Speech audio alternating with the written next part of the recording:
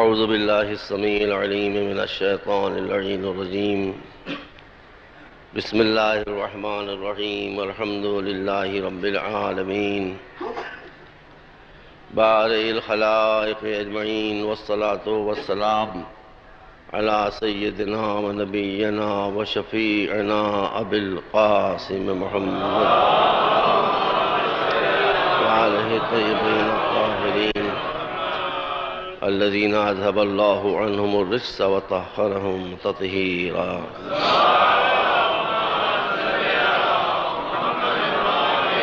اما بعد فقد قال اللہ سبحانہ تبارک وتعالی وهو اصدق الصادقین افغیر دین اللہ یبغون وله اسلم من فی السماوات والارض طوعا وکرہا والیہ یرجعون صلوات محمد وآل محمد۔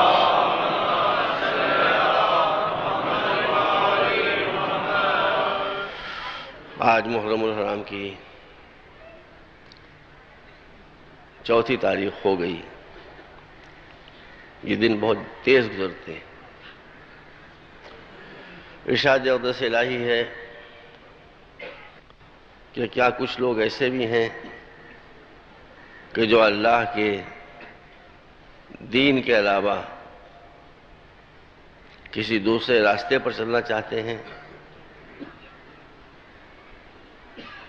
اس فیصلے تک پہنچنے سے پہلے وہ کائنات کے ایک ایک ذرے، ایک ایک قطرے، ایک ایک درخت، ایک ایک جانور، ایک ایک ستارے، ایک ایک سیارے، ایک ایک گیلیکسی کو اچھی طرح سے دیکھ لیں۔ اگر ان میں سے کوئی شے بھی ہمارے بنائے ہوئے قانون کے علاوہ کسی کی پابندی کر رہی ہے تو یہ بھی چلے جائیں۔ اور اگر یہ پوری کائنات صرف اور صرف ایک اللہ کے بتائے ہوئے راستے پر چل رہی ہے، اسی لیے ان کی کوئی گنتی شمار نہیں ہے، مگر ان میں کبھی ٹکراؤ نہیں ہوتا۔ وَإِلَيْهِ يُرْجَعُونَ، اور یہ بات یاد رکھو کہ تم کو پلٹ کر اپنے مالک کی بارگاہ میں یہ دکھانے کے لیے آنا ہے کہ تم نے وہ مقصد پورا کیا یا نہیں جس مقصد کے لیے ہم نے تم کو اس دنیا میں چند روز کے لیے بھیجا تھا۔ کل تک کی گفتگو 1 منٹ میں بس۔ جو لوگ ایتھیسٹ ہیں، مذہب سے دور ہیں، ان کے مذہب سے دوری کی ایک وجہ یہ ہے جو وہ کہتے ہیں کہ مذہب میں ہر بات اتنے حتم و جزم کے ساتھ کہی جاتی ہے کہ اس میں تحقیق اور ریسرچ کی گنجائش ہی نہیں ہوتی ہے۔ جو بات بھی وہ کہیں، چاہے سمجھ میں آئے اور چاہے سمجھ میں نہ آئے، آپ مانیے۔ اگر آپ نہیں مانتے ہیں تو اس دین سے آپ نکل گئے۔ اب دیکھیں، میں کرسچینٹی کا اتھارٹی نہیں ہوں، میں ہندو مذہب کا اتھارٹی نہیں ہوں، جوش ریلیجن کا میں اتھارٹی نہیں ہوں۔ میں تو 1-2-3 لفظیں بس اسلام کے بارے میں جانتا ہوں، اس لیے میں اسلام ہی کے تعلق سے گفتگو کروں گا۔ میں نہیں کہہ سکتا کہ یہ بات کہاں تک صحیح کہی جا رہی ہے۔ وہ کہتے ہیں، یہ بات کس نے کہی تھی؟ گلیلیو نے۔ بڑا قابل آدمی تھا بھائی، معمولی آدمی تھوڑی تھا، جینیس تھا اپنے وقت کا، زبردست عالم تھا۔ اس نے کہا، کل جملہ میں نے آپ سے عرض کیا تھا کہ کوئی بھی اچھی بات کہ اس کو گراہ میں باندھ لیجئے۔ اس نے بات کہی تھی کہ جب اللہ نے ہر قوت ہم کو اس لیے دی ہے کہ ہم اس کو استعمال کریں، آنکھوں میں دیکھنے کی قوت اس لیے کہ ہم اسے استعمال کریں، کانوں میں سننے کی قوت اس لیے کہ اسے استعمال کریں، زبان سے بولنے کی طاقت اس لیے ہے کہ ہم کو استعمال کریں، تو جس نے ان چھوٹی چھوٹی چیزوں کو ہمیں دیا ہے اور ہم سے مطالبہ کیا ہے کہ ہم ان کو استعمال کریں، تو یہ کیسے ہو سکتا ہے کہ وہ عقل کی ایسی نعمت ہم کو دے اور اس کو پہرے بٹھا دے کہ یہ بس رکھے رہو اپنے پاس، سوچنا نہیں۔ یہ بڑی پیاری بات ہے یہ، بہت پیاری بات ہے یہ، اسے آپ گراہ میں باندھ لیں۔ تو اس نے کہا کہ بھائی مجھے سمجھا دو، 2 اور 2 کتنے ہوتے ہیں؟ 4، 4 اور 2 کتنے ہوتے ہیں؟ 6، 4 اور 4 اور 4 کتنے ہوتے ہیں؟ 12، 3 اور 3 اور 3 کتنے ہوتے ہیں؟ 9۔ تو مجھے اتنا سمجھا دو کہ جب 3 اور 3 اور 3 مل کر 9 ہوتے ہیں، 4 اور 4 مل کر 4 اور 4 اور 4 مل کر 12 ہوتے ہیں، اور 2 اور 2 مل کر 2 اور 2 اور 2 مل کر 6 ہوتے ہیں، تو 1 اور 1 اور 1 مل کر 1 کیسے ہو جائے گا؟ یہ تو ٹرینٹی کا عقیدہ ہے، تثلیث کا، عیسائی حضرات کا، کہ 1 + 1 + 1 = 1۔ یہ مجھے سمجھا دو، یہ مجھے سمجھا دو، میں بھی وہی کہنے لگوں گا جو تم کہہ رہے ہو۔ جواب اس کا نہیں دیا گیا، عقوبت دی گئی، تعذیب کی گئی، سزا دی گئی، اذیتیں دی گئیں۔ ہوگا بھائی، ہم نہیں کہتے، اس کا جواب تو عیسائی حضرات دے، ہم کہیں بھائی کیا جواب ہے؟ لیکن اسلام کے بارے میں ہم مسلم نوجوان سے گزارش کریں کہ اسلام کے بارے میں آپ یہ نہ سوچیے۔ اسلام یہ نہیں کہتا ہے کہ پہلے مانو پھر سوچو، اور سمجھ میں آئے چاہے نہ آئے مگر مانو۔ اسلام تو یہ کہتا ہے کہ پہلے سوچو، پہلے فکر کرو، پہلے عقل سے کام لو، اور جب عقل رہنمائی کرے تو بات کو مانو۔ اور اگر تم نے بغیر سمجھے بوجھے سوسائٹی کی پیروی میں کسی عقیدہ اسلامی کو مان لیا، تو مسلمان چونکہ ظاہر کو دیکھتے ہیں اس لیے تم کو مسلمان مانیں گے، ہم تمہیں مسلمان ماننے کے لیے تیار نہیں ہیں۔ لذا فرما رہے ہیں آپ، حضور نے تو یہ ارشاد فرمایا کہ ایک نبی یہ ظاہر ہے، ایک نبی یہ باطن ہے، ایک چھپا ہوا نبی ہے، ایک ظاہر نبی ہے۔ ظاہر نبی میں ہوں، موسیٰ ہیں، حضرت عیسیٰ ہیں، حضرت ابراہیم ہیں، یہ سب ظاہری نبی ہیں، اور باطنی نبی جو چھپا ہوا ہے وہ تمہارے دماغ کے اندر عقل ہے۔ وہ عقل پر میں پڑھوں گا، ابھی وہاں آئے گا انشاءاللہ، میں کوشش کروں گا پڑھوں اس کو۔ یہاں پر بس حضور نے ارشاد فرمایا کہ 2 نبی ہیں، ایک اندر اور ایک باہر۔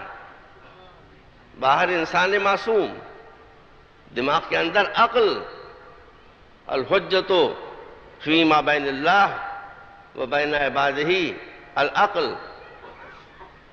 عقل تمہارے اور اللہ کے درمیان حجت ہے۔ سنیے، یعنی عقل حجت الاسلام نہیں ہے، حجت اللہ ہے۔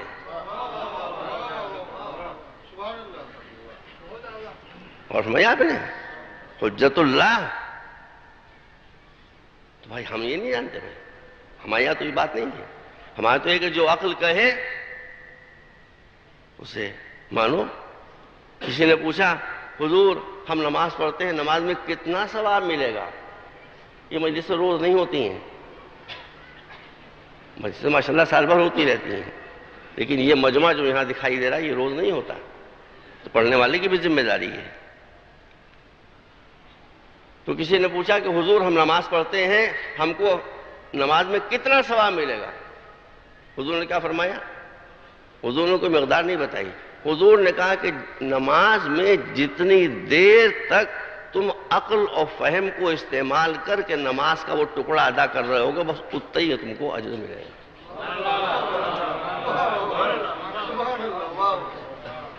سنو، تو ہمارے یہاں مسئلہ نہیں ہے یہ سمجھیے کہ میں آپ کے سامنے غیر ذمہ داری اتنے بڑے مجمع کے سامنے بات کروں گا۔ ایک بات میں آپ کے سامنے رکھتا ہوں کہ میرے پاس 1 گھنٹہ مجلس کا وقت ہوتا ہے، اور مجھے یہ توقع ہوتی ہے اپنے مجمع سے کہ اگر وقت کی تنگی کی وجہ سے میں کوئی بات آدھی یا پون بات کہوں تو بقیہ ایسا آپ خود ہی سمجھ لیں۔ جب میں کھانا لگاتا ہوں آپ کے لیے، دسترخوان بچھاتا ہوں، تو کہنا کیا چاہیے؟ تشریف لائیے، بسم اللہ الرحمن الرحیم، کھانا نوش فرمائیے۔ میں کیا کہتے ہیں؟ بسم اللہ کیجئے۔ تو بسم اللہ میں کہتا ہوں اور رحمان الرحیم کھانے والے خود ہی کہہ دیتے ہیں۔ یہاں بھی یہی مسئلہ ہے، بھائی وقت تنگ ہے میرے پاس، وقت تنگ ہے، کوئی جو چھوٹ جائے تو آپ سمجھیں مجبوری ہے وقت کی، میں کروں کیا؟ تو اب آپ یہ سمجھ لیجئے کہ اسلام میں یہ بات نہیں ہے۔ اب ہم سب مسلمانوں کی جہالت کا عالم کیا ہے؟ اسلام کہتا ہے کہ نماز بھی تمہاری اتنی قبول ہوگی، اتنا پورشن، اتنا سیگمنٹ، اتنا حصہ جس میں تمہاری عقل کام کر رہی تھی، بس۔ میں ایک چینل سن رہا تھا ابھی یہیں کراچی میں، کون سا تھا مجھے یاد نہیں آ رہا ہے، تو اس پر کسی محترمہ نے کسی عالم دین سے سوال کیا کہ حضور یہ بتائیے، دیکھیے آپ یہ 2006 ہے، جی ہے نا 2006، اور 1927 ہجری ہے اس وقت۔ اور میں نے خود سنا اور دیکھا، ایک خاتون نے سوال کیا کہ مولوی صاحب یہ بتائیے کہ میں اپنے شوہر کا نام لے سکتی ہوں؟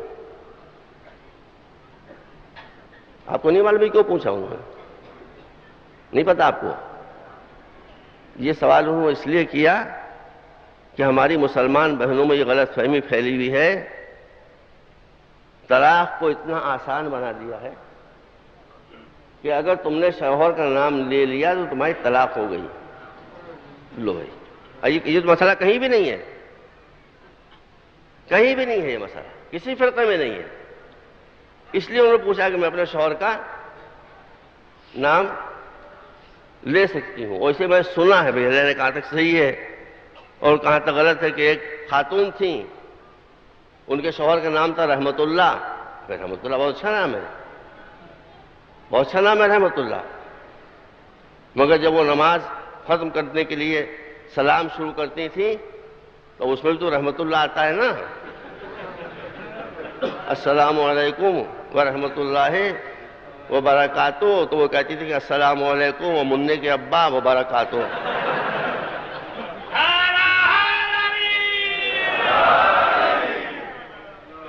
اس لیے وہ سوال کیا گیا، تو میں سامنے خود میرے سامنے یہ سوال آیا۔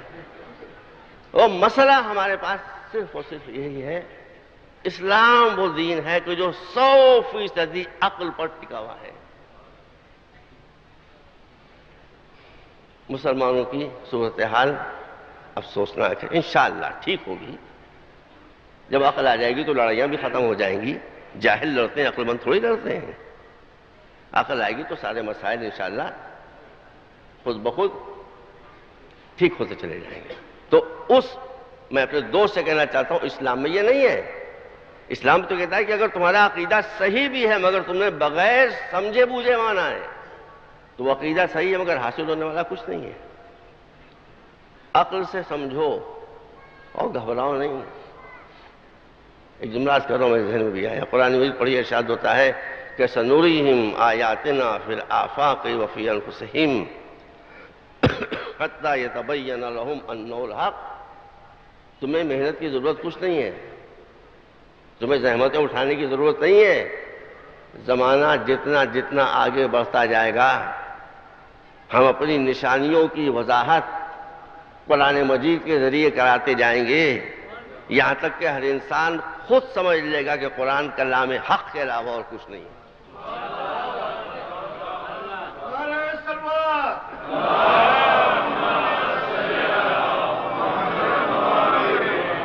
تو قرآن مجید نے ماضی کے واقعات بیان کیے ہیں، مگر قرآن ماضی کی کتاب نہیں ہے، قرآن مستقبل کی کتاب ہے،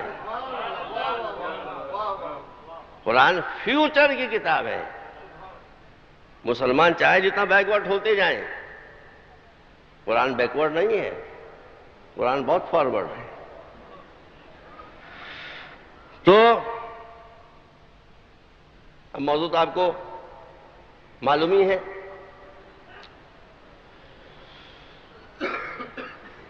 میں یہ پوچھنا چاہتا ہوں ان لوگوں سے جو خدا کو نہیں مانتے، نہ مانیے۔ ہمیں معلوم ہے کہ ہماری غلطی جس کا خمیازہ ہم بھگت رہے ہیں۔ سینکڑوں برس تک آپ پر ظلم کیا گیا، آپ کو مارا گیا، آپ کو کاٹا گیا، آپ کو پیسا گیا۔ آپ کی غلطی بس اتنی سی ہے، آپ کی ساری غلطی ہماری ہے۔ آپ کی غلطی اتنی سی ہے کہ آپ نے مذہبی لوگوں کے ظلم کو مذہب سمجھا۔ مذہبی لوگ الگ ہیں، مذہب الگ ہے. مذہب تو جب ظلم کرنے پر آتا ہے تو سرکار مدینہ کے نواسے کو بھی نہیں چھوڑتا، وہ نہیں چھوڑتا کسی کو. تو کیا وہ اسلام ہے؟ وہ اسلام نہیں.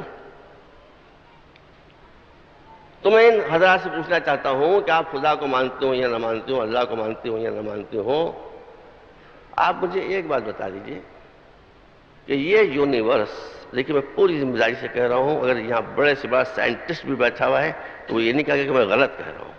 اور نظریات جو میں نتیجہ نکالوں اس کو نہ مانے وہ بات الگ ہے، لیکن جو فیکٹس بیان کر رہا ہوں اس کے بارے میں نہیں کہہ سکے یہ غلط کہہ رہے ہیں. یہ یونیورس، یہ سنسار جس میں آپ اس زمین پر بیٹھے ہوئے ہیں، گلوب کے اوپر، پوری زمین، پوری ارتھ، پورا گلوب، اس کی حیثیت اس سنسار میں کیا ہے، اس کائنات میں کیا ہے؟ آپ تو سمندر کے کنارے بیٹھے ہوئے ہیں، جہاں سے جہاں تک آپ کو سمندر کے کنارے ریت دکھائی دے رہی ہے ان ریت کے ذروں کو آپ گن سکتے ہیں؟ کوئی کمپیوٹر گن سکتا ہے اس کو؟ کوئی طاقت سے گن سکتی ہے؟ جب ہوا چلے اور وہ ریت کے ذرے اڑیں اور اس میں سے ایک ریت کا ذرہ اڑتا ہوا آپ کے سامنے سے جائے تو آپ سمجھیں کہ سارے ریت کے انگنت ذروں کے بیچ میں جو اس ذرے کی حیثیت ہے، جو ہماری آنکھ کے سامنے سے اڑتا ہوا جا رہا ہے، وہی حیثیت ہے اس پوری زمین کی کائنات میں.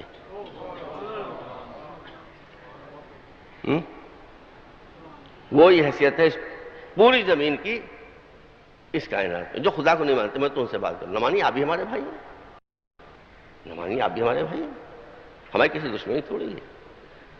میں آپ سے پوچھ رہا ہوں خدا نہیں ہے، نہ ہو. یہ بتائیے کہ اس عظیم کائنات میں جس کے زمانے کی حدوں کو ہم نہیں ناپ سکتے، کب سے ہے؟ جس کے مکان کی حدوں کو ہم نہیں ناپ سکتے، کہاں تک ہے؟ اب میں تفصیل میں نہیں جاؤں گا، کوئی نہیں بتا سکتا، کوئی ایسٹرونومر، کوئی ایسٹرونومی کا ماہر نہیں بتا سکتا کہ یہ کائنات کہاں تک ہے. سوچ ہی نہیں سکتے آپ. کب سے ہے کچھ نہیں بتا سکتے. یہ دو باتیں نہیں بتا سکتے، کب سے ہے، کہاں تک ہے، یہ نہیں بتا سکتے. مگر ایک بات سب کہیں گے،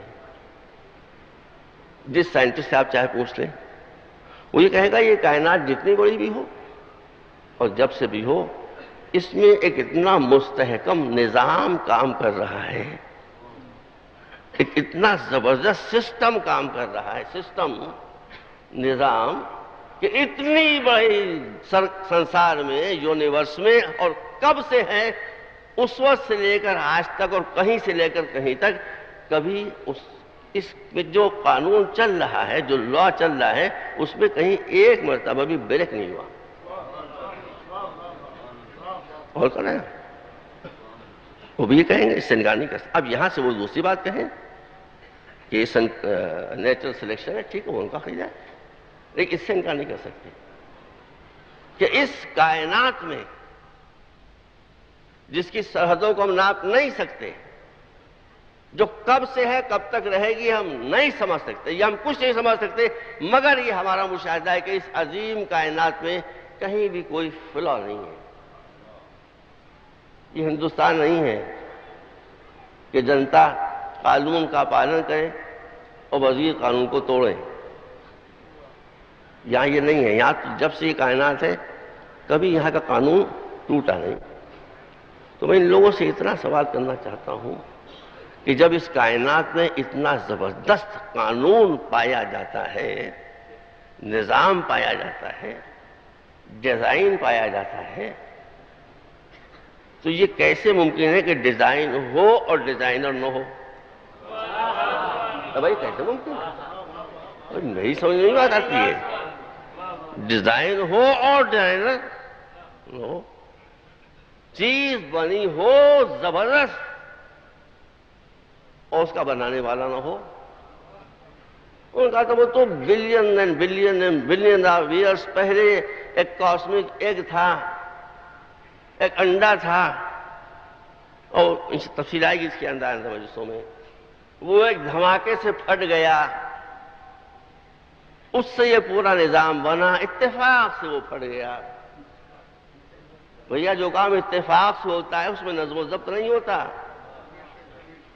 دھماکہ نظام کو مٹانے کے لیے آتا ہے، دھماکہ نظام کو بنانے کے لیے نہیں آتا۔ How is it possible؟ آپ بتا دیں کوئی دھماکہ، اب تو ہر طرح مسئلہ دھماکے ہی دھماکے ہیں پوری دنیا میں، الحمدللہ، سوائے دھماکوں کے اور کچھ ہے ہی نہیں۔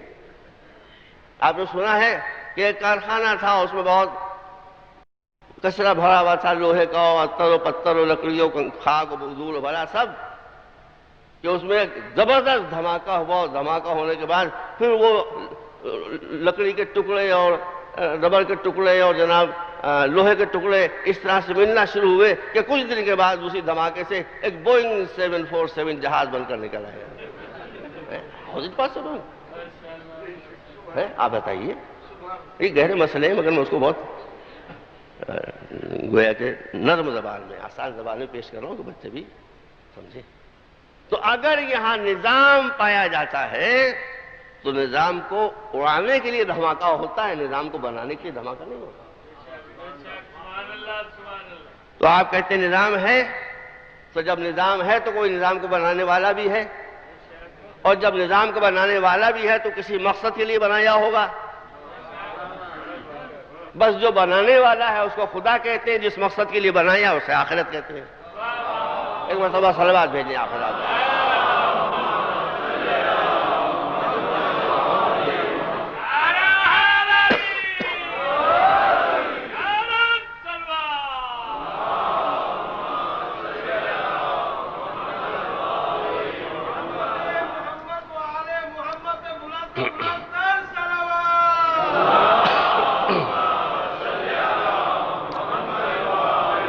ایک مرتبہ اور صلوات بھیجیں آپ حضرات دعا۔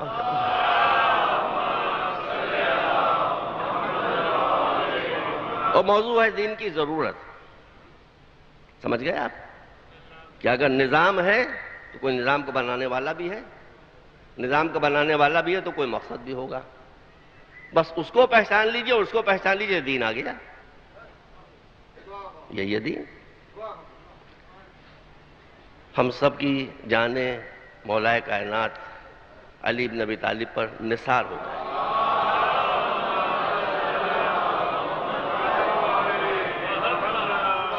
یہودی بڑے گڑبڑ ہوتے ہیں بھائی۔ میں نے تلمود پڑھی ہے نیو یارک میں، بڑی موٹی موٹی ہیں، کئی جلدیں ہیں، اب سب کو میں نہیں پڑھ پایا، لیکن کچھ تھوڑا پورشن میں نے اس کا پڑھا۔ اس میں کیا لکھا ہوا میں آپ کو نہیں بتانا چاہتا کیا لکھا ہے، پر ٹھیک انہی کتاب ہے۔ یہودی سب نہیں مگر زیادہ تر گڑبڑ لوگ ہوتے ہیں، ان کی تھنکنگ نگیٹو ہوتی ہے، زیادہ تر لوگوں کی پرابلم پیدا کرتی ہے۔ اب مدینے میں ایک یہودی، اس تک یہ باتیں پہنچتی تھیں کہ اسلام میں ایک ایسی شخصیت پیدا ہوئی ہے کہ جو انسان کا بنایا ہوا کمپیوٹر نہیں ہے، اللہ کا بنایا ہوا کمپیوٹر ہے۔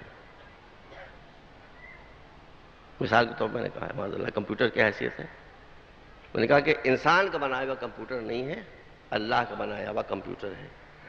اس وقت کمپیوٹر میں کتنے پیجز پڑے ہوئے ہیں پتہ ہے آپ کو؟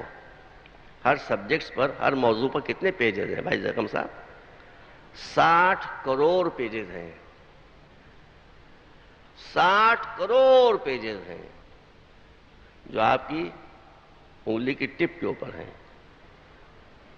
میں گیا تھا 2 سال پہلے فارگو یونیورسٹی میں، اس وقت دہشت گردی کا بڑا چرچا ہو رہا تھا، تو وہاں مجھے بلایا گیا کہ آپ یہاں آئیے اور آپ ہم سے گفتگو کیجئے کہ اسلام میں دہشت گردی کی حیثیت کیا ہے، ٹیررزم کی حیثیت کیا ہے۔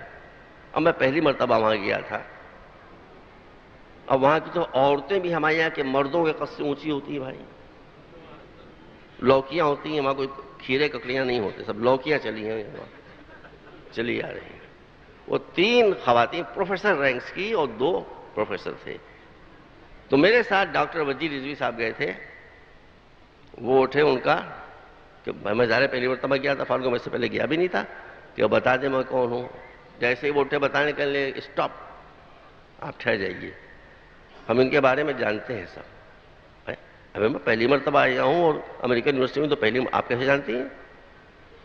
انہوں نے انٹرنیٹ سے نکالا ہوا ایک پیج دکھایا، کہا ان کا نام یہ ہے، ان کے باپ یہ تھے، ان کی عمر یہ ہے، ان نے فلاں جگہ پڑھا ہے، ان کا کام یہ ہے، ان کی تھنکنگ یہ ہے، پوری زندگی اس پیج میں لکھی ہوئی تھی۔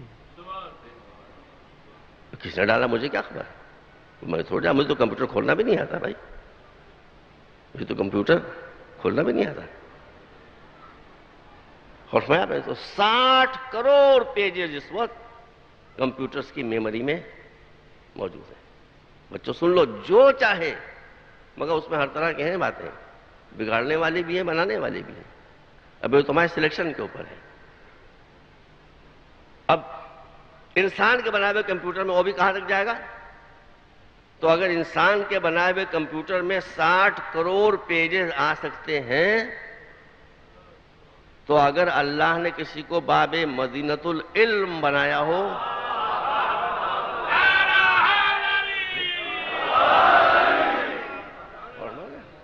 اب یہ سب چیزیں میں نے کہا جتنا سائنس آگے بڑھے گی باتیں سمجھ آتی چلی جائیں گی۔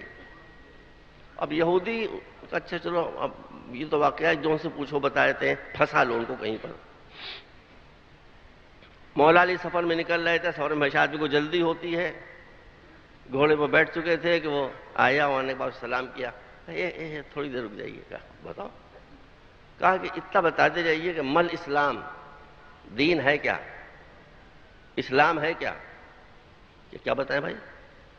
اسلام کے عقائد بتائیں، اسلام کے ضروریات بتائیں، اسلام کے فروع بتائیں، اسلام کے احکام بتائیں، اسلامی اخلاق بتائیں، اسلامی بینکنگ سسٹم بتائیں، اسلام کی سیاست کا کیا بتائیں بھائی؟ کیا بتائیں؟ اسے سوال کیا ہی تھا اس لیے کہ گھنٹوں لگ جائیں اور سفر کھوٹا ہو جائے۔ مولا نے مسکرا کہا اسلام، اب اس میں تیسرا ٹکڑا میرا ہے، یہ مولانا نے فرمایا، یہ میں جوڑا ہے اس میں۔ مولانا فرمایا الاسلام التعظیم لامر اللہ والشفقۃ علی خلق اللہ فی امان اللہ۔ ہو گیا اسلام اللہ، آپ بھی سماعت فرمائیے، اسلام کیا ہے؟ التعظیم لامر اللہ۔ سب سے پہلے تو وہ کسی بھی جنگ چل پڑ کے اللہ کیا کہتا ہے، اللہ کیا کہتا ہے، کیا تمہارا فریضہ ہے، بس جب فریضہ سامنے آ جائے تو ہر ایک کی بات کو اس کے مقابلے میں رد کر دو۔ اور اسی کے برابر دوسرا ٹکڑا کیا ہے کہ وَالشَّفَقَةُ عَلَىٰ خَلْقِ اللَّهِ، اللہ کی مخلوق، خالی مسلمان نہیں، خالی شیعہ نہیں، خالی سنی نہیں، دیوبندی نہیں، بریلوی نہیں، سلفی نہیں، کوئی نہیں جو لا الہ الا اللہ جانتا بھی نہ ہو۔ وَالشَّفَقَةُ عَلَىٰ خَلْقِ اللَّهِ، دوست ہو یا دشمن، وہ تمہارے ساتھ دشمنی کرے مگر تم کو جواب میں بھی اس کے ساتھ دشمنی کرنے کی اجازت نہیں ہے۔ نے بہت سمجھ کے جملہ کہا ہے، دشمنی کی اجازت نہیں ہے، اس لیے کہ تمہاری حیثیت تو ایک سرجن کی ہے۔ سرجن آپریشن کرتا ہے، ٹانگ کاٹتا ہے، ہاتھ کاٹتا ہے، سینہ کاٹتا ہے، مگر علاج کے لیے کاٹتا ہے، بدلہ لینے کے لیے نہیں کاٹتا۔ تو ہر مسلمان سرجن ہے، ہر مسلمان فزیشین ہے، ہر مسلمان مدد کرنے کے لیے آیا، کوئی بھی خلق اللہ، کوئی بھی ہو۔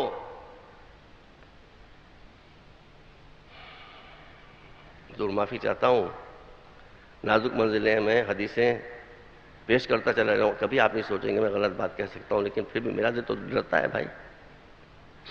اے لا الہ الا اللہ کہنے والوں، اے محمد رسول اللہ کہنے والوں،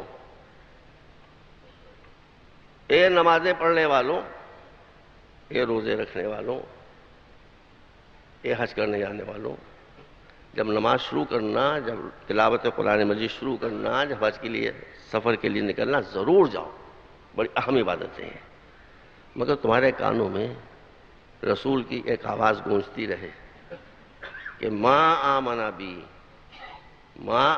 بی من باتا شعبان وجارہ آون وما آمن بی من باتا کاسین وجارہ آری. جتنے چاہے کلمے پڑھتے رہو، جتنی چاہے بات، وہ انسان مجھ پر ایمان نہیں لایا. کیا کون فرما رہا ہے؟ سرکار مدینہ حضور کریم خاتم المرسلین فرما رہے ہیں. کس سے کہہ رہے ہیں؟ آپ سے کہہ رہے ہیں، نمازیوں سے، روزہ داروں سے. فرما رہے ہیں کہ مجھ پر وہ ایمان نہیں لایا کہ جو اس حال میں سویا کہ اس کا پیٹ بھرا ہوا تھا اور اس کا پڑوسی بھوکا تھا. اسلام کسی بھی مسلمان یا غیر مسلم کی بھوک کو برداشت نہیں کر سکتا. وہ میرے اوپر ایمان نہیں لایا کہ جو سو رہا ہے کپڑے پہن کر اور اس کا پڑوسی مسلمان ہو یا غیر مسلمان ہو، اس کے پاس پہننے کے لیے کپڑے نہیں ہیں. یہ میرے اوپر ایمان نہیں لایا. اور مجھ سے کہا گیا میں پڑھ رہا ہوں، میں یہ تو پڑھتا، مگر یہ کہ پڑھتا میں، لیکن یہ کہ اب آپ دیکھ لیجئے، اب بات چھڑی ہے. تو شاید کیا ہے، ایک اور حدیث سن لیجئے کہ جب کسی پیلس کو دیکھو، عالی شان پیلس کو جب دیکھو، تو پہلے یہ غور کر لو کہ اس عالی شان پیلس میں کسی غریب کا خون تو نہیں شامل ہے.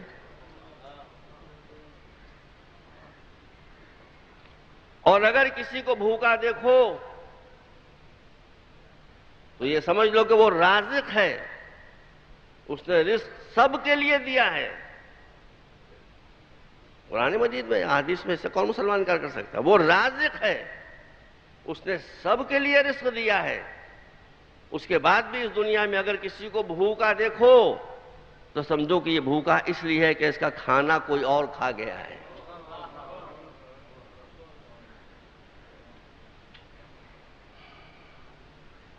ایک بات اور کر دوں میں آپ کو سامنے، یہاں کے اوپر کے سوالات میرے پاس آ رہے ہیں. پہلی گزارش تو نام اپنا ضرور لکھیے، پتہ ضرور لکھیے، ٹیلی فون ضرور لکھیے. میں کبھی اعتراض بتا کے جواب نہیں دوں گا، باتوں کی رو میں آپ کا جواب ہو جائے گا، لہذا توجہ سے مجلس سنتے رہا کیجیے.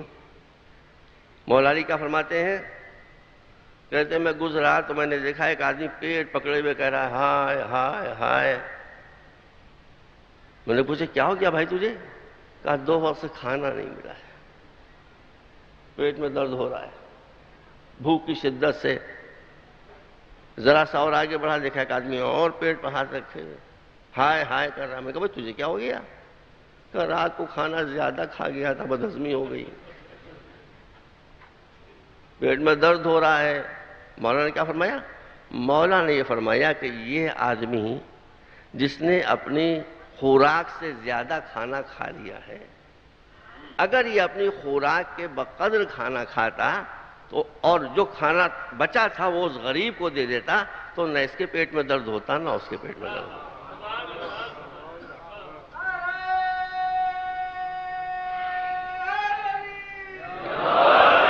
بس فادر عزیز، گھڑی بہت تیز بھاگتی ہے سوئی، اس کی میں کیا کروں. کل مسائب کم ہو گئے تھے، آدمی جو اس کی کمپنسیشن کرنا ہے اس کا بھی. تو اب وہ کہتے ہیں کہ ہر بات مذہب والے یقین سے کہتے ہیں. یہ یقین کا دور نہیں ہے. پہلے ٹھوک لو، بجا لو، پرکھ لو اچھی طرح سے، پھر کوئی بات ہو. صحیح ہے بات یہ.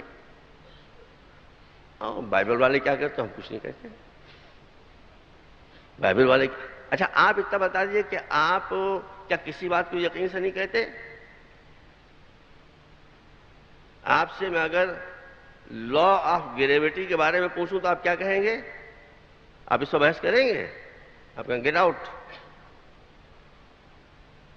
یہ مسئلہ بحث کرنے والا نہیں ہے. جس پروف یہ لا ہے. تھیوری پر بحث ہوتی ہے، لا پر بحث نہیں ہوتی. سمجھ رہے ہیں آپ؟ لا کے معنی کیا ہے؟ قانون. نیوٹن کا جو 3 بہت مشہور لا ہے، لا آف موشنز، اس پر اگر میں آپ سے گفتگو شروع کروں، مجھے سمجھا دی، میں سمجھ کر بھاگیے تو یہاں سے. ہمارے پاس وقت ضائع کرنے کا کی فرصت نہیں ہے. یہ لا ہے، It has been proved beyond any shadow of doubt. سمجھ رہے بات آپ؟ تو اب مجھے وقت کم ہے، ذرا صاحب سمجھتے رہیے. اس کا مطلب یہ کہ جہاں لا ہوتا ہے، جب تھیوری لا کی شکل اختیار کر لیتی ہے تو وہ قانون بن جاتی ہے. پھر اس پر بحث نہیں ہوتی، نہ بحث ہوتی ہے نہ بحث کی اجازت دی جاتی. کیوں؟ یہ ہے لا. لا کا ترجمہ ہے اردو میں قانون، اور لا کا ترجمہ ہے عربی میں دین.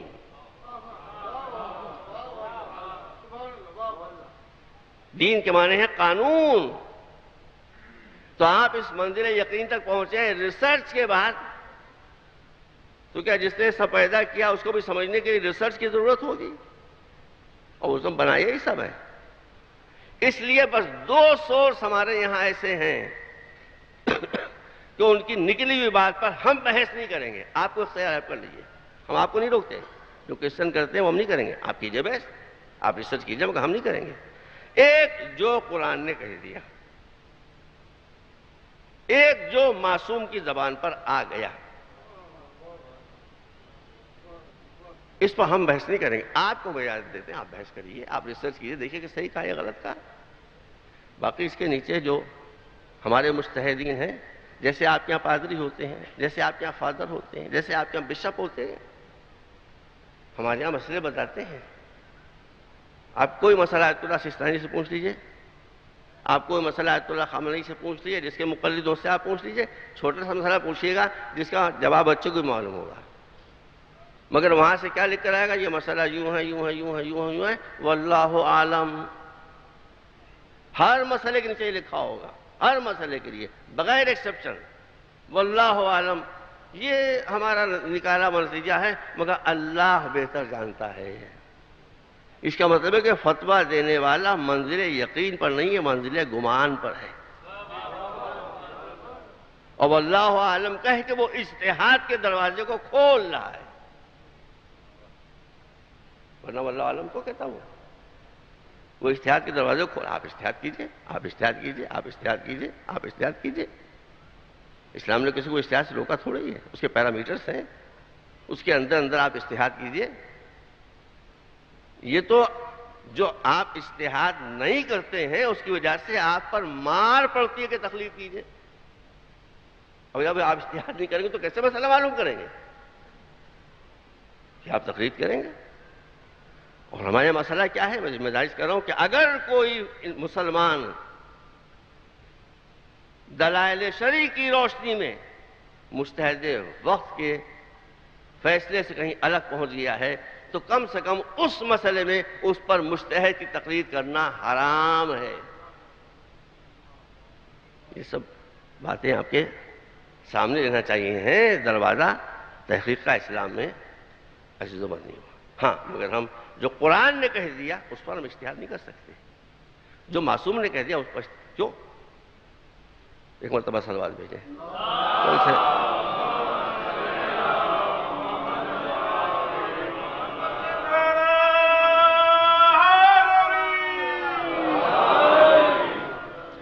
آپ نے کبھی نہیں دیکھا ہوگا کہ میں مجلس سے پانی پیتا ہوں، لیکن میری طبیعت خراب ہے، اس کی وجہ سے مجھے بار بار پیاس لگ رہی ہے.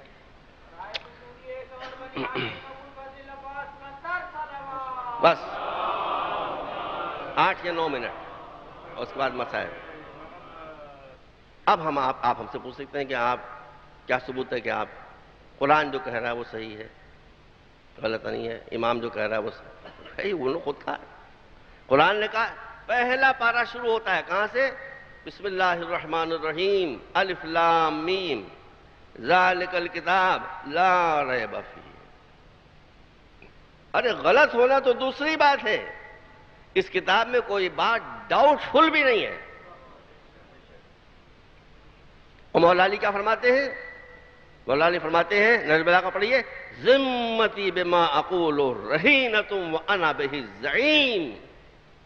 جو کچھ میں تمہارے سامنے کہہ رہا ہوں اس کی صداقت کا میں قیامت تک کے لیے ذمہ دار ہوں.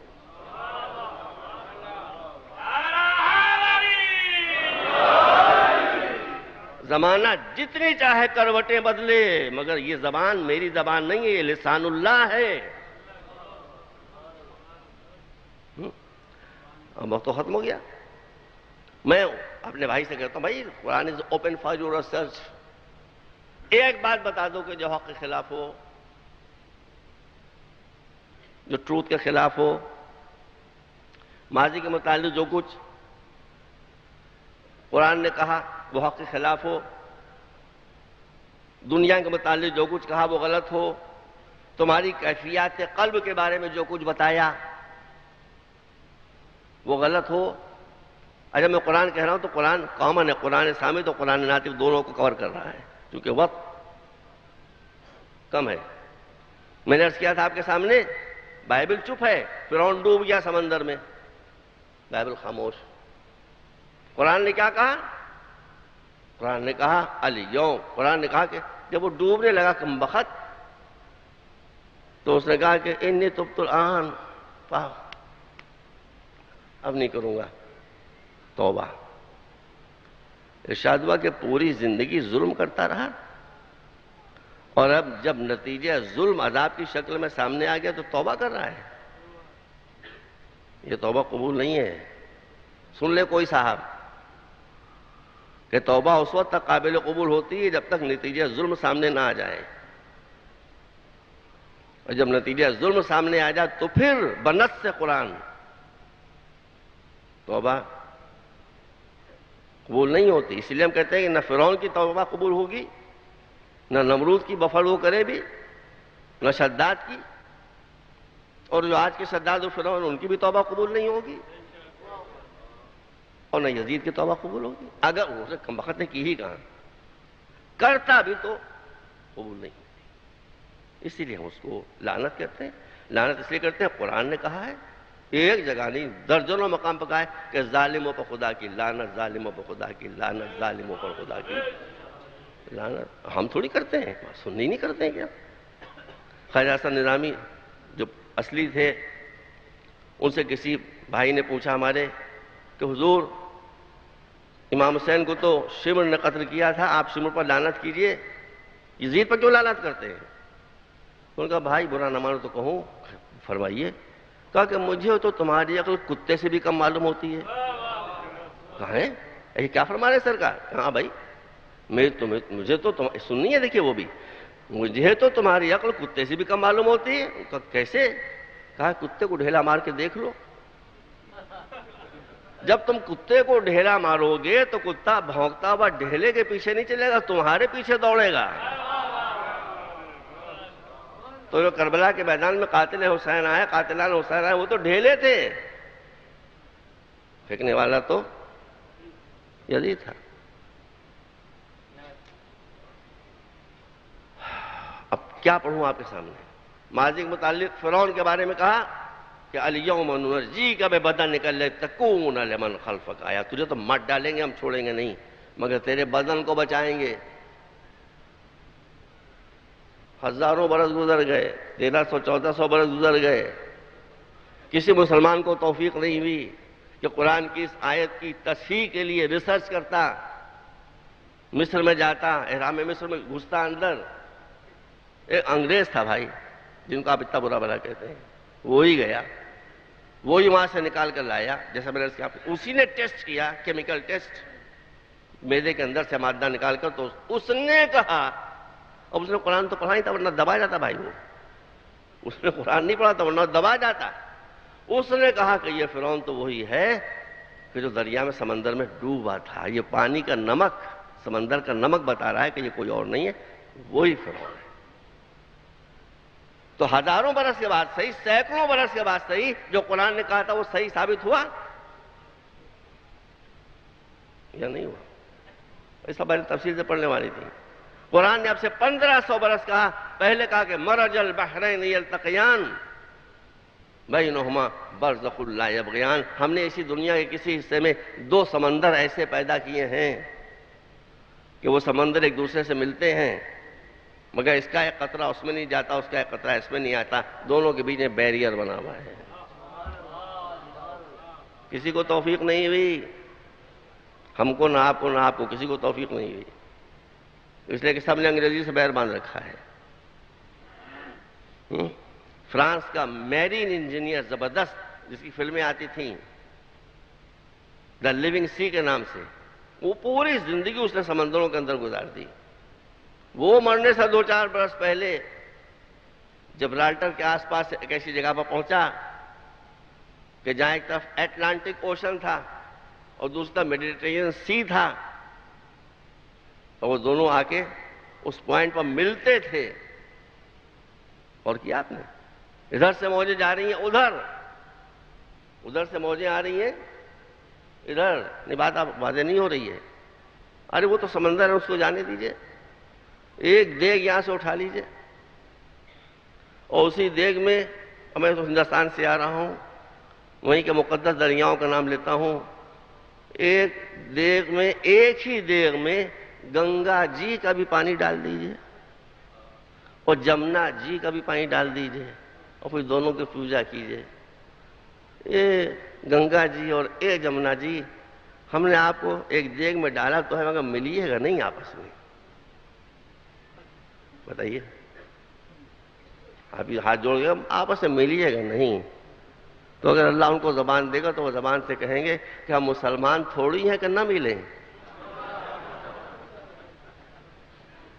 ہم تو مل جائیں گے. ایک دیگ میں 2 بالٹی پانی جو ہے اس کو آپ لوگ، اور یہ سمندر پورے زور و شور سے. اس نے کہا بھائی زندگی کی تحقیق کا سب سے حیرتناک.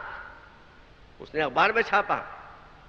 جب اخبار میں چھاپا تو ایک مسلمان قرآن لیے پہنچ گیا، ٹرانسلیٹ کا فرینچ میں کہا یہ پڑھو. اس نے پڑھا، جس کا ترجمہ لکھا ہوا تھا کہ اللہ نے 2 سمندر ایسے پیدا کیے ہیں کہ وہ دونوں سمندر ملتے ہیں، مگر بیچ میں ایک ایسا اندیکھا بیریئر، رکاوٹ آ جاتی ہے کہ اس کا پانی ادھر نہیں جاتا، اس کا پانی ادھر نہیں آتا. اس نے کہا یہ کس نے کہا ہے؟ کہا یہ اس زبان پر جاری ہوا ہے کلام کہ جو کسی یونیورسٹی میں نہیں گیا تھا، جس نے کسی کے سامنے زانو ادب طے نہیں کیا تھا. کیا وہ کیا کہتا تھا؟ کہتا تھا زبان میری، یہ کلام خدا کا ہے. اس نے کہا کہ میں بھی شہادت دیتا ہوں کہ یہ کلام خدا ہے.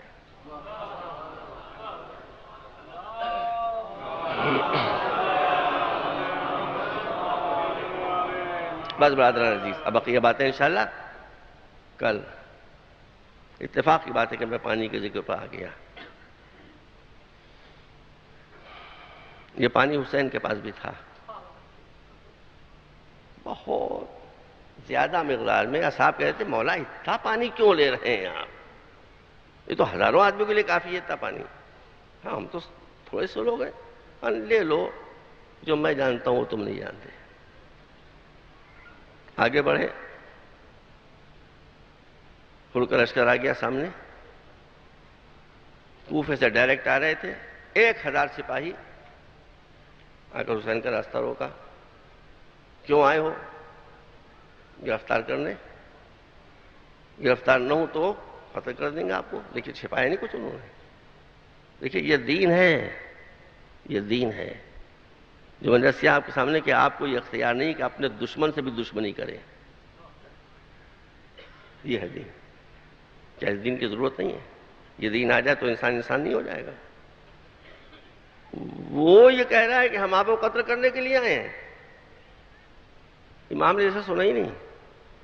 کہہ رہے یہ بتاؤ یہ تم سب کے چہرے کا رنگ زرد کیوں ہے؟ یہ آنکھوں میں حلقے کیوں ہیں؟ یہ ہونٹ نیلے کیوں ہو رہے ہیں؟ ان کا ہمارا پانی ختم ہو گیا. قصہ ختم ہو گیا، ہم کچھ باتیں تم سے نہیں کریں گے. آپ نے اصحاب سے حکم دیا کہ انہیں پانی پلاؤ. اصحاب لگ گئے پانی پلانے میں. دیکھیے تاریخ میں وہ بات لکھی جاتی ہے جو کسی کی زبان سے ادا ہوتی ہے. جو کسی کی زبان سے ادا نہیں ہوتی اس کو تاریخ ریکارڈ نہیں کرتی. مگر بعض وقت وہ بات زیادہ اہم ہوتی ہے جو کسی کی زبان سے نہ نکلی ہو، اس بات کے مقابلے میں جو زبان سے ادا کر دی گئی ہو. یہاں پر جب یہ سب سپاہی سیراب ہو گئے تو امام نے کہا کہ گھوڑوں کو بھی سیراب کر دو. اب اصحاب نے کہا کہ مولا یہ گھوڑے ہیں، ان کو تھوڑا تھوڑا پانی کافی نہیں ہے، تو بہت پانی پیے یہ. مولا آپ کے ساتھ سیلانیاں ہیں، مولا آپ کے ساتھ معصوم بچے ہیں. دیکھیے اصحاب یہ کہہ رہے ہیں، مگر کسی نے زینب کی بھی آواز سنی کہ بھیا میرے ساتھ ایک 6 مہینے کا بچہ بھی ہے. سنی کسی نے؟ آپ کو قسم میں بتائیے. زینب نے کہا کہ میرے ساتھ سکینہ بھی ہے. یہ آپ کیا کر رہے ہیں؟ جانوروں کو پانی پلایا جائے گا. جانوروں کو ان کی پیاس بھر کے اچھی طرح سے سیراب کیا گیا۔ اس کے بعد حسین کربلا کے میدان میں آ گئے۔ اس کی پہلی جزا یہ دی گئی کہ یہ جو پانی پلایا تھا حسین نے، اس کی پہلی جزا یہ دی گئی، کہا گیا کہ آپ کے خیمے فرات کے کنارے نہیں لگیں گے۔ فرات سے ہٹا کر ریگستان میں خیمے لگائے گئے۔ اور ابن زیاد کے لشکر میں معمولی سپاہی نہیں ہے، کمانڈر ہے ایک ٹکڑی کا۔ عزیزانو، شب عاشور گزری، روز عاشور آیا، یہ اٹھ کر پسر سعد کے پاس آیا۔ لشکر جب تیار ہو گیا، کہا یا ابن سعد، اے پسر سعد، کیا حسین سے واقعی جنگ ہوگی؟ کیا فاطمہ کے لال سے جنگ ہوگی؟ رسول کے نواسے سے جنگ؟ کہاں جنگ ہوگی، ایسی جنگ ہوگی کہ کربلا کا میدان کٹی ہوئی لاشوں سے پڑ جائے۔ آپ بہادر انسان تھا، وہاں سے پلٹا تو چہرے کا رنگ زرد، ہاتھ پاؤں کانپ رہے۔ بیٹے کو قریب بلایا، دونوں لشکروں کے درمیان میں آیا، کہا بیٹا ذرا قریب آؤ، میرے قریب آؤ۔ بیٹا قریب آیا، کہا بیٹا دیکھو تمہیں کچھ سنائی تو نہیں دے رہا ہے؟ کچھ سنائی دے رہا ہے تمہیں؟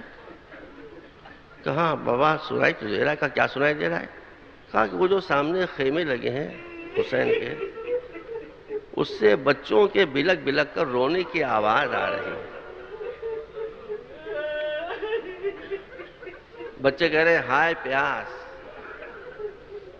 ہائے پیاس۔ کہا یہ بے غیرت، یہ بے حیا، انہیں کے تو حسین نے پانی پلایا تھا ہم کو، اب جس نے ہماری پیاس بجھائی تھی اس کے معصوم بچے۔ مجھ پر حق واضح ہو گیا، انسانیت ادھر ہے، حیوانیت ادھر ہے۔ بیٹا چلو، چل کر حسین سے معافی مانگی۔ اللہ اکبر، کتنا بڑا جرم کیا ہے حر نے۔ اگر حر حسین کو لے کر نہ آتا تو حسین کربلا میں نہ گرتے، جو شہادتیں میں نہ ہوتی۔ زینب کی جو ہوا اس کی ذمہ داری تنہا حر کے اوپر ہے، مگر حسین کا دل دیکھیے سمندروں سے زیادہ وسیع۔ چلا بیٹا کریم کے پاس جا رہا ہوں، لیکن یہ منحوس صورت کیسے دکھاؤں حسین کو؟ بیٹا یہ ابا میرے سر پر ڈالنے کے بعد اس کو لٹکا دے کہ میرا چہرہ چھپ جائے، مولا دیکھے نہیں مجھے۔ بیٹے نے چادر سے منہ چھپا دیا، کہا بیٹا زنجیریں ہوتی تو کہتا میرے زنجیروں سے ہاتھ باندھ دو، زنجیر تو نہیں ہے، رومال سے میرے ہاتھ باندھ دو۔ بیٹے نے باپ کے ہاتھ رومال سے باندھے۔ یہ آہستہ آہستہ حسین کی طرف چلا۔ ادھر حسین کربلا کے میدان میں سب بھولے ہوئے بارگاہ الہی میں مناجات کر رہے تھے کہ ایک مرتبہ حر آیا، امام نے دیکھا نہیں، اور آنے کے بعد امام کے پیروں پر سر رکھ دیا، پیروں پر سر رکھ دیا۔ سینکڑوں ذاکروں سے آپ نے مجلس سنی ہوں گی، مگر ایک ٹکڑا حسین سے بھی سن لیجئے۔ جب انہوں نے امام کے قدموں پر سر رکھا تو امام نے کہا من تکون و ارفع راسک، یہ کون ہے جو آج کربلا میں میرے پیروں پر سر رکھے ہوئے ہے؟ یہاں تو کوئی مجھے سلام کے لائق بھی نہیں سمجھ رہا ہے۔ کہا مولا میں ہوں حر، کیا میری غلطی معاف ہو سکتی ہے؟ بہت بڑا مجرم ہوں مولا، یہ سب میری وجہ سے ہوا ہے، لیکن مولا مجھے یہ یقین نہیں تھا کہ یہ آپ سے واقعی لڑیں گے۔ مولا میری غلطی معاف ہو سکتی ہے؟ اس نے کہا غلطی معاف ہونے کا سوال کیا ہے؟ حر کا سر قدموں سے اٹھایا، سینے سے لگا دیا اور کہا حر میں نے بھی معاف کیا، میرے خدا نے بھی معاف کر دیا۔ یہ حسین کا دل ہے، یہ دل وہیں پیدا ہوتا ہے نا دین کی گہرائیاں ہوں۔ اب حر نے کہا مولا یہ تو آپ کریم ابن کریم ہیں، اتنے بڑے جرم کو آپ نے معاف کر دیا، لیکن جب جرم بڑا ہوتا ہے تو انسان کو کفارہ بھی ادا کرنا پڑتا ہے. میں اپنے جرم کا کفارہ ادا کرنا چاہتا ہوں. کہا کیا کفارہ ادا کرے گا؟ اشارہ کیا بیٹے کی طرف. جوان بیٹا 20 22 25 سال کا صحت مند سپاہی. کہا مولا مجھے معلوم ہے کہ علی اکبر آپ کے سامنے تڑپے گا، تو میں چاہتا ہوں میرا بھی بچہ میری نظروں کے سامنے تڑپے اپنے خون میں، پھر میں اللہ سے توبہ کروں. ہزاروں امام روکتے رہے مگر حر نے اتنا اصرار کیا کہ حر کا بیٹا میدان جنگ میں آیا. حمید ابن مسلم کا بیان ہے کہ جب تک حر کا بیٹا میدان میں لڑ رہا تھا حر کے چہرے کا رنگ زرد تھا. کیوں؟ ڈر رہا تھا کہ نیا نیا بچہ کہیں پھر ادھر نہ چلا جائے. لیکن جیسے ہی گھوڑے سے گرا ویسے ہی حر کے چہرے پر سرخی دوڑنے لگی. ایک مرتبہ آنکھیں بند کی. کہا پالنے والے تیرا شکر، میری قربانی قبول ہو گئی. کہنے کو تو کہہ دیا مگر باپ کا دل تھا.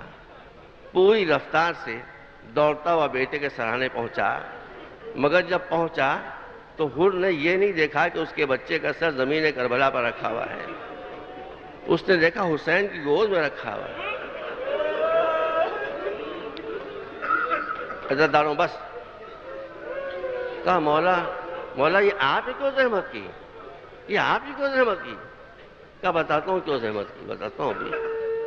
حر کے بیٹے نے دم توڑا. حسین نے حر کے جوان بیٹے کی لاش اکیلے اٹھائی.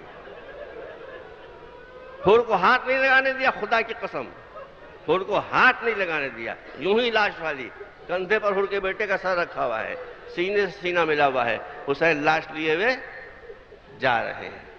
جب حر نے کہا مولا مجھے دے دیجئے، خیمگاہ دور ہے. کہا تجھے نہیں دوں گا، اس لیے کہ میں جانتا ہوں کہ کچھ بھی ہو تو باپ ہے، بیٹے کا جنازہ اٹھا نہ پائے گا.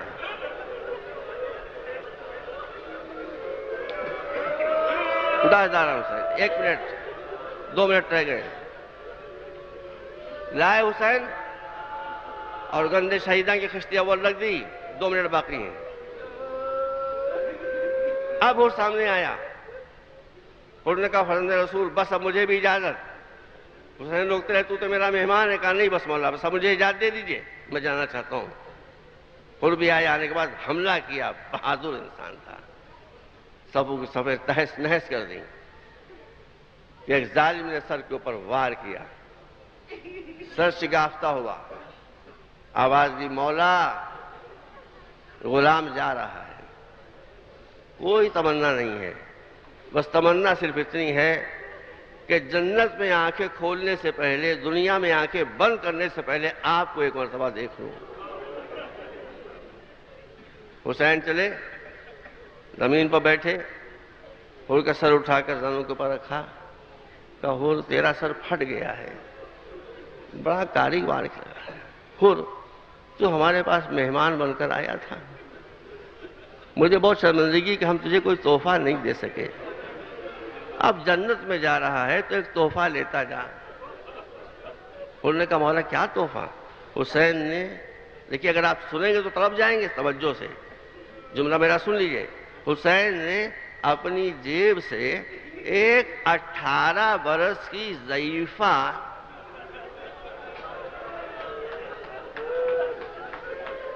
ایک 18 برس کی کمر خمیدہ ماں کے ہاتھ سے بنا ہوا رومال نکالا اور کے سر پر باندھا کہ یہ تحفہ لیتا جا کہ میری مظلومہ ماں کے ہاتھ کا بنا ہوا ہے. آدھاروں بس پہلے ختم ہو رہی ہے. اللہ نے حر کی منزل، میں نے ایسا خدا کی قسم میں نے سر کے کسی بھی سر کے یہ انقلاب نہیں دیکھا کہاں سے کہاں پہنچا. صبح عاشور یہی سر بسر سعد کے سامنے جھکا ہوا تھا. تھوڑی دیر کے بعد یہی سر حسین کے قدموں پر تھا. تھوڑی دیر کے بعد یہی سر حسین کے سینے پر تھا اور تھوڑی دیر کے بعد یہی سر سیدہ کے رومال میں تھا.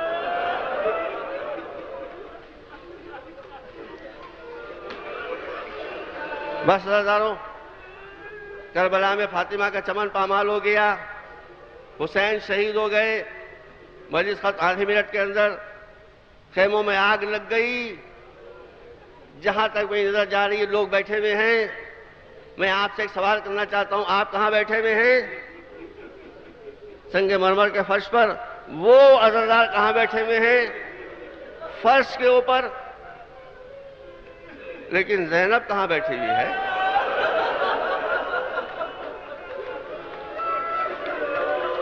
زینب بیٹھی ہوئی ہے جلے ہوئے خیموں کی راکھ کے اوپر، سر جھکائے بیٹھی ہیں۔ بس داروں آخری جملات کر رہا ہوں، سر جھکائے بیٹھی ہے کہ ایک مرتبہ فضا آئی، کہا بی بی سر اٹھائیے، سر اٹھائیے۔ کیا بات ہے بی بی، بہت بڑی مصیبت ہونے والی ہے، بڑی مصیبت آ رہی ہے۔ کہا اب کیا مصیبت آئے گی بھائی؟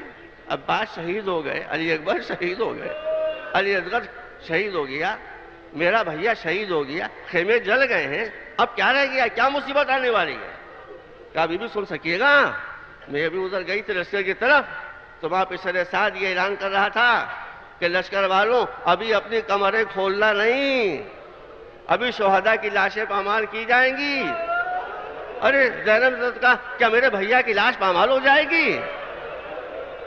کیا عباس کی لاش پامال ہو جائے گی؟ کیا علی اکبر کی لاش پامال ہو جائے؟ تڑپ کر کھڑی ہو گئی علی کی بیٹی۔ ایک مرتبہ کربلا کے میدان میں آئی تو دیکھا کہ ابھی گھوڑے تیار ہو رہے تھے کہ ایک مرتبہ پھر کر سارا سب سے پہلے نکل کر آیا، پسر سعد کے سامنے تلواریں کھینچ لیں۔ کہا پسر سعد کیا حر کو بے واری و وارث سمجھا ہے؟ جنگ ہو جائے گی، ہم حر کی لاش کو پامال نہیں ہونے دیں گے۔ پسر سعد نے کہا اچھا حر کی لاش ہٹا دو۔ احترام سے حر کی لاش اٹھائی، یہ کہتے ہوئے چلے کہ جس کے وارث موجود ہوتے ہیں اس کی لاش پامال نہیں ہو سکتی ہے۔ بس داروں زینب یہ منظر دیکھ رہی تھیں، حر کی لاش ہٹ گئی، حبیب کی لاش ہٹ گئی، زہیر کی لاش ہٹ گئی، علی اکبر کی لاش ہٹ گئی۔ شمر نے کہا کہ عباس کی لاش پامال نہیں ہوگی۔